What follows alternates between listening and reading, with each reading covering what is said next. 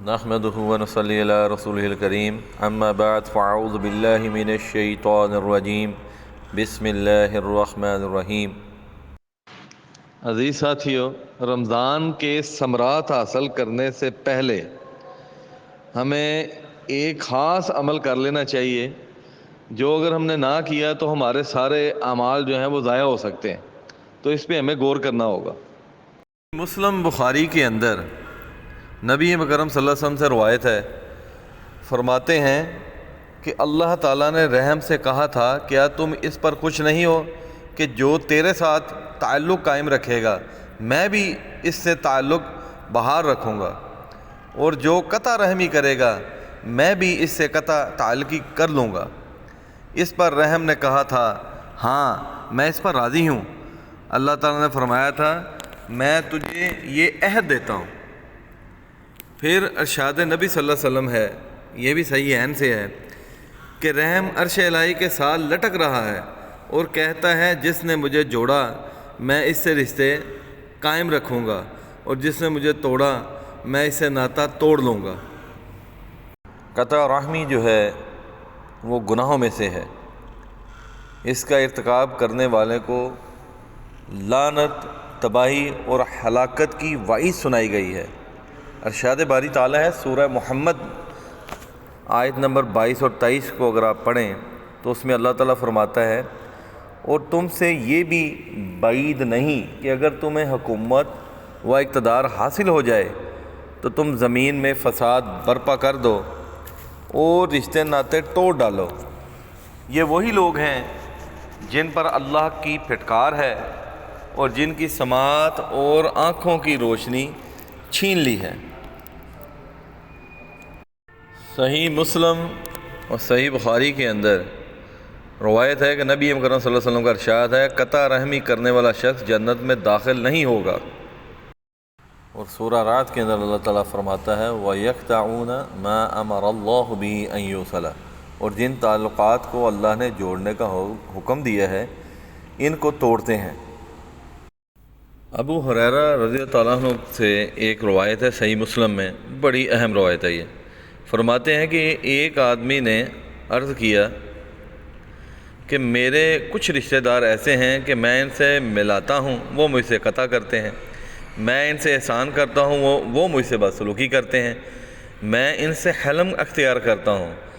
وہ مجھ پر جہالت کرتے ہیں۔ تو نبی مکرم صلی اللہ علیہ وسلم نے فرمایا اگر ایسے ہی ہے جس طرح تم کہہ رہے ہو تو گویا کہ تم ان کے منہ میں گرم راکھ ڈال رہے ہو، اور جب تک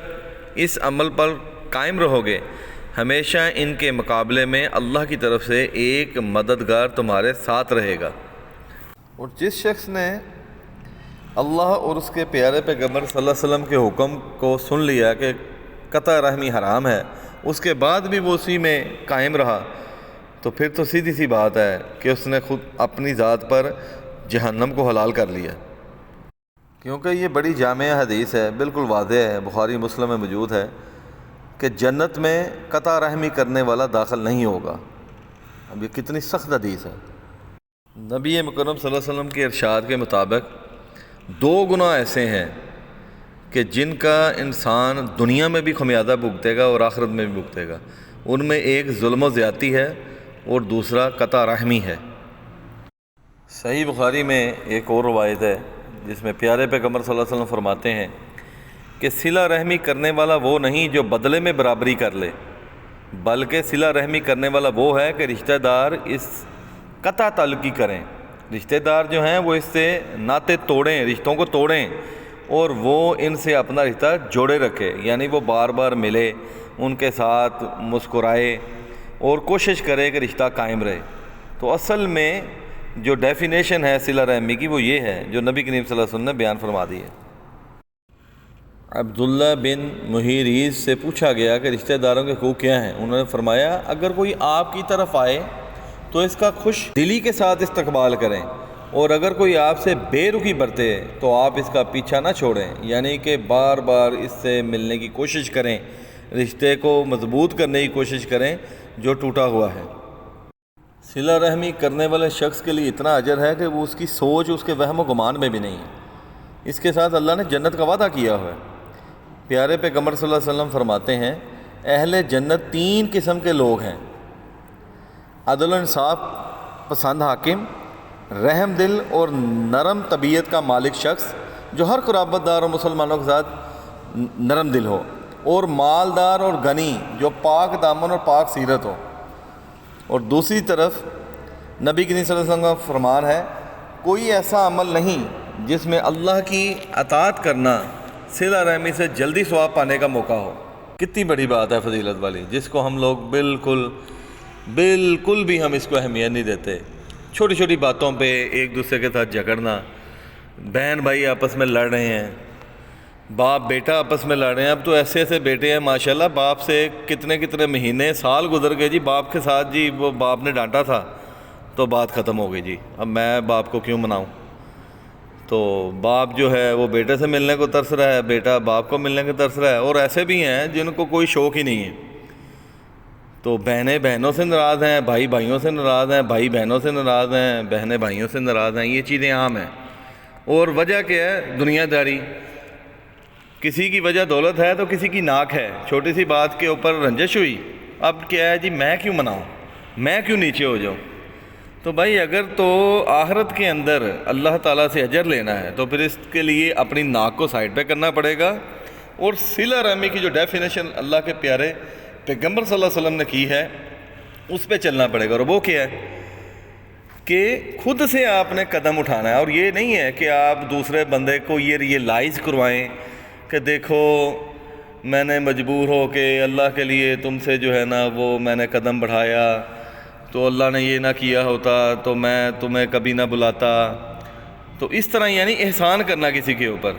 تو یہ یاد رکھیں، حل جزاء الاحسان الا الاحسان، احسان کا بدلہ صرف احسان ہے۔ تو جیسا احسان آپ اللہ سے حاصل کرنا چاہتے ہیں انعام، ویسا ہی آپ کوشش کریں کہ دنیا والوں کے اوپر کریں، کیونکہ اللہ تعالیٰ کہتا ہے کہ جب تم دنیا پہ میری مخلوق کے اوپر رحم کرو گے تو اللہ تم پر اپنا رحم فرمائے گا، نہ صرف دنیا میں بلکہ آخرت کے اندر بھی۔ تو بھائیو یہ بات ذہن میں رکھو، میری ماؤں میری بہنوں، اس بات کو سمجھ لیں کہ اپنی ناک کو سائڈ پہ کرنا ہے اور اپنے رشتہ داروں کو ملتے رہنا ہے، ان کو قائم و دائم رکھنا ہے۔ تاہاں کہ کوئی بندہ آپ سے ملنا نہیں چاہتا، لیکن آپ کو یہ روایت بھی بیان کر کے جو ہے وہ آپ کے علم میں اضافہ ہوا اس سے کہ دیکھیں کہ کیسے ایک صحابی جو ہیں وہ نبی کریم صلی اللہ علیہ وسلم کو یہ فرما رہے ہیں کہ یا رسول اللہ صلی اللہ علیہ وسلم میں تو آگے بڑھتا چلا جا رہا ہوں، وہ نہیں تس سے مس ہو رہا۔ تو نبی کریم صلی اللہ علیہ وسلم نے ان کو کتنی پیاری بات کی کہ دیکھو تمہاری تو مدد پھر اللہ تعالیٰ کر رہا ہے مسلسل، ٹھیک ہے؟ تو آپ اپنی طرف سے اگر ایک بندہ نہیں ملتا، آپ سے نہیں ملنا چاہتا، لیکن آپ اپنی طرف سے سلام کرتے رہیں، آپ اپنی طرف سے کوئی گفٹ، کوئی تحفہ، کوئی چیز اس طرح سے کرتے رہیں کہ دوسرا بندہ جو ہے کم از کم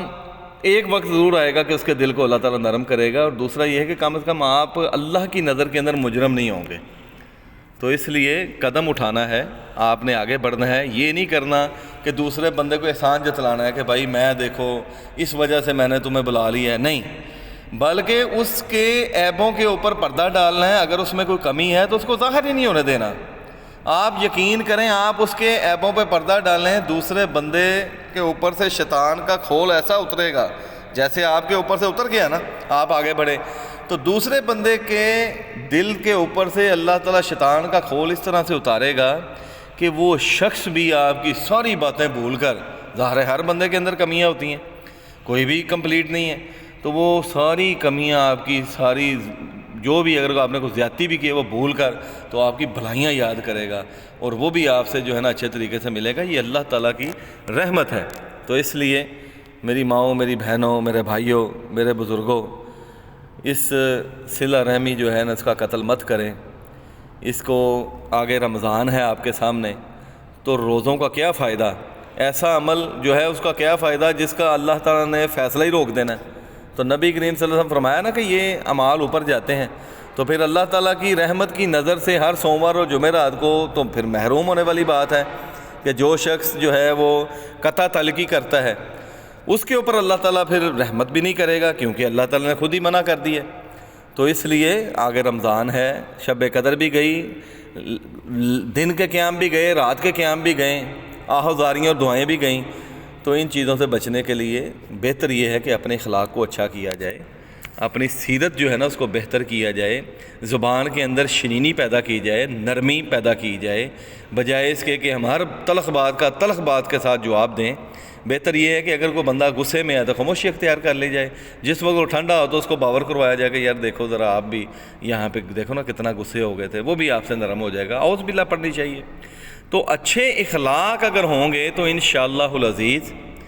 نتیجہ بھی اچھا ہوگا۔ یہ طبعی مجتی تب ہے جب انسان بد اخلاقی کی طرف جاتا ہے، شیطان کے رستوں کو اختیار کرتا ہے، تو بد اخلاقی سے جب بچا جائے گا تو انشاءاللہ اللہ کے فضل و کرم کے ساتھ، اللہ سبحانہ و تعالیٰ کی رحمت کے ساتھ صلہ رحمی کا کبھی بھی خاتمہ نہیں ہوگا۔ انشاءاللہ اس کو اللہ تعالیٰ مضبوطی دے گا، اور رشتوں کے اندر اللہ سبحانہ و تعالیٰ جو ہے وہ مضبوطی دے گا۔ اللہ تعالیٰ سے دعا ہے کہ اللہ تعالیٰ ہمیں صلہ رحمی کرنے کی توفیق عطا فرمائے۔ جو ہم سے روٹھے ہوئے ہیں اللہ تعالیٰ سے دعا ہے کہ ہمیں اللہ تعالیٰ توفیق دے کہ ہم خود پہل کر کے تو ان کو منائیں اور وہ والے ثمرات حاصل کر لیں دنیا میں کہ جس کے مقابلے کے اندر جس کی کوئی جوڑ ہی نہیں ہے۔ وآخر دعوانا الحمدللہ رب العالمین۔